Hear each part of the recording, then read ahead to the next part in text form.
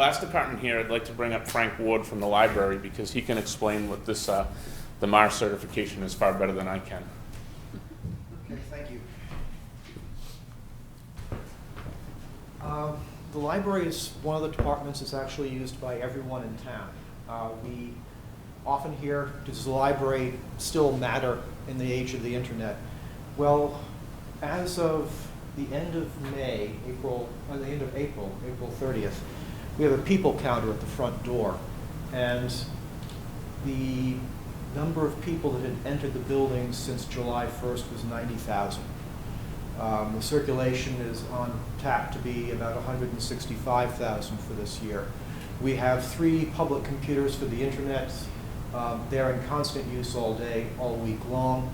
A lot of people in this day and age have lost their internet connections.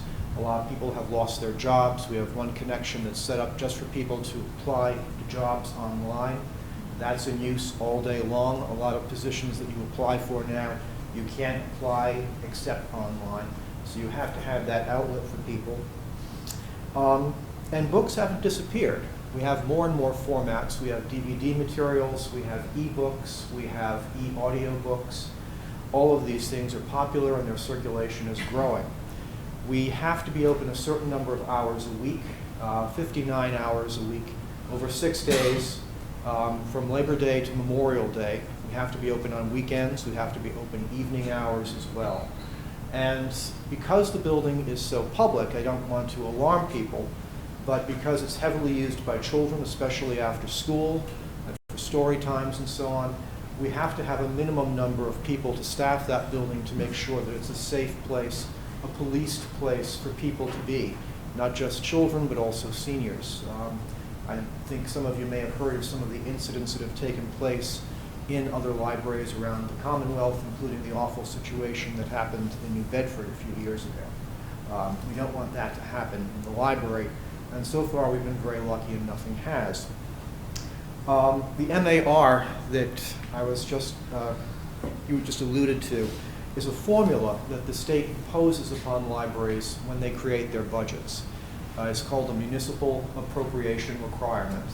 And basically, we are bound to ask for at least an average of the last 3 appropriations plus 2.5%. But the state throws in a curveball. They actually maintain that if your MAR should have been higher than the appropriation, then you have to use what they think the appropriation should have been to create that formula. Now, this town has always been good to the library. We've always been funded up to that MAR level. Up until the economy tanked in 2010, we started to be cut. As it is now, because we've gone through more than a 3-year cycle of creating budgets, we're working on a fictitious number, basically. The MAR for the state is, for us, is $612,000. The proposed cut from level service is going to be $558,000. We do apply for waivers from the MAR, which we have been getting on a yearly basis. It's renewed every year. We're getting those because the town has done its utmost to make sure that we have not been cut disproportionately from the rest of the town departments. So we will continue to get a waiver, I'm sure of that. That is crucial for us because, as you know, the building is quite small compared to the size of the town. We can't possibly hold the collection that a town of this size would need. So we are absolutely reliant upon being compliant with state regulations and having reciprocal borrowing privileges with other communities around the state. If we didn't have that through interlibrary loan and the sales system, we would definitely completely run out of books for the people who wanted the services in this town, and the people in this town would be cut off from other public libraries because, in the eyes of the state, the library wasn't being supported at home. So I'd like to take the opportunity actually to thank all the other departments because I know that everyone has shared the cuts as we have. Everyone's been very cooperative, and the town has actually supported the library very, very well. We've, as trustees, have made it a policy that we are not going to cut services.